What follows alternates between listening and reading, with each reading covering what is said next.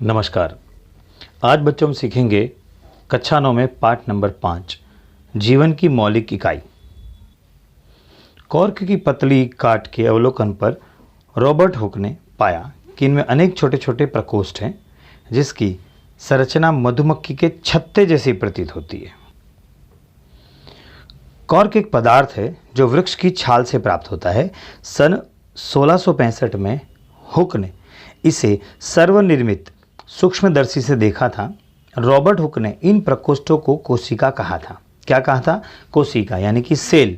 Cell अर्थात कोशिका Latin शब्द है जिसका अर्थ होता है छोटा कमरा।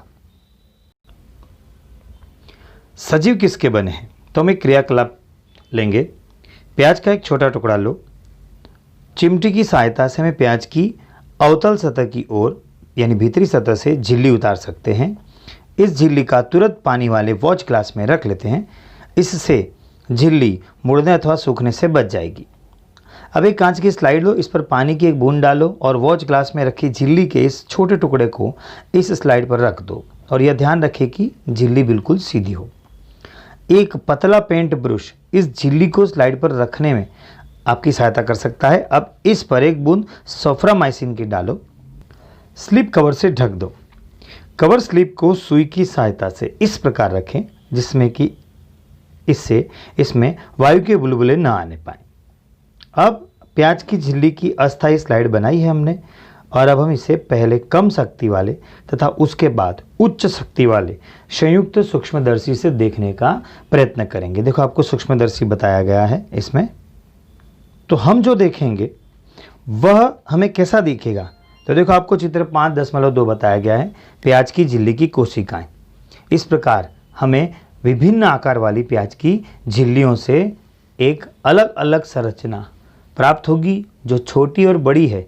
अब ये संरचनाएं क्या हैं हम ये समझेंगे।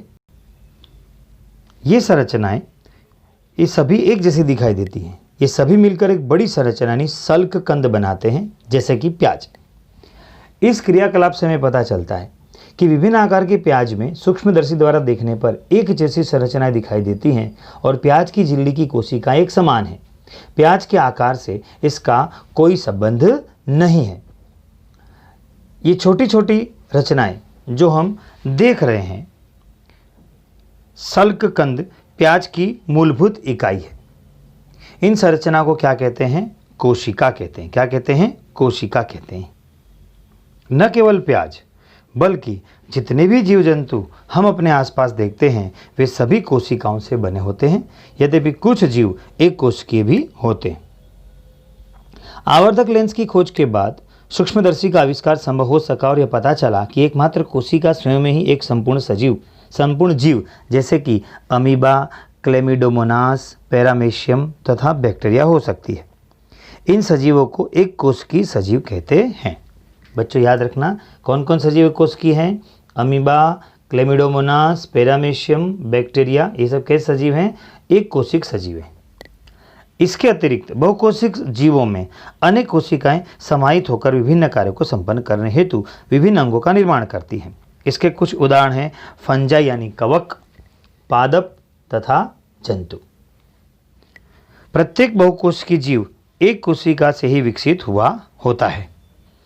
अब कैसे कि जैसे कोशिकाएं विभाजित होती हैं तो कोशिकाएं विभाजित होकर क्या बनाती हैं? अपने जैसे ही कोशिकाएं बनाती हैं।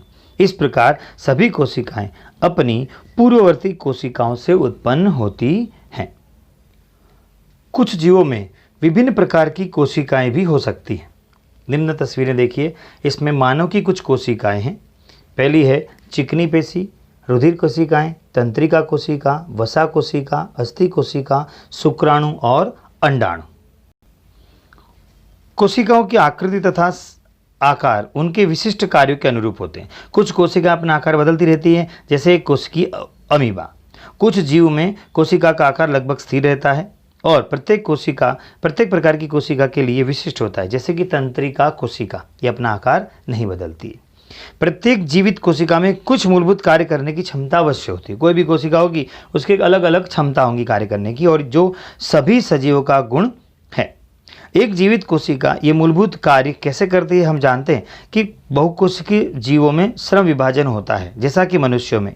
इसका अर्थ यह है कि शरीर के विभिन्न अंग विभिन्न कार्य करते हैं। जैसे कि मनुष्य के शरीर में हृदय रुधिर को पंप करता है। मनुष्य के शरीर में हृदय क्या करता है? रुधिर को पंप करता है। तथा आमाशय क्या करता है? भोजन का पाचन करता है। इसी प्रकार एक कोशिका में भी श्रम विभाजन होता है। वास्तव में ऐसी प्रत्येक कोशिका में कुछ विशिष्ट घटक होते हैं जिसे क्या कहते हैं हम? कोशिकांग कहते हैं। क्या कहते हैं? कोशिकांग कहते हैं। प्रत्येक कोशिकांग एक विशिष्ट कार्य करता है। जैसे कोशिका में नए पदार्थ का निर्माण, अपशिष्ट पदार्थों का निष्कासन आदि। इन कोशिकांगों के कारण ही एक कोशिका जीवित रहती है और अपने सभी कार्य करती है। ये कोशिकांग मिलकर एक मूलभूत इकाई बनाते हैं जिसे कोशिका कहते हैं। क्लियर? इस प्रकार इसमें से कोई फर्क नहीं पड़ता कि उसके कार्य क्या हैं और या किस जीव में पाई जाती है। अब हम प्रश्न के उत्तर घर से करेंगे।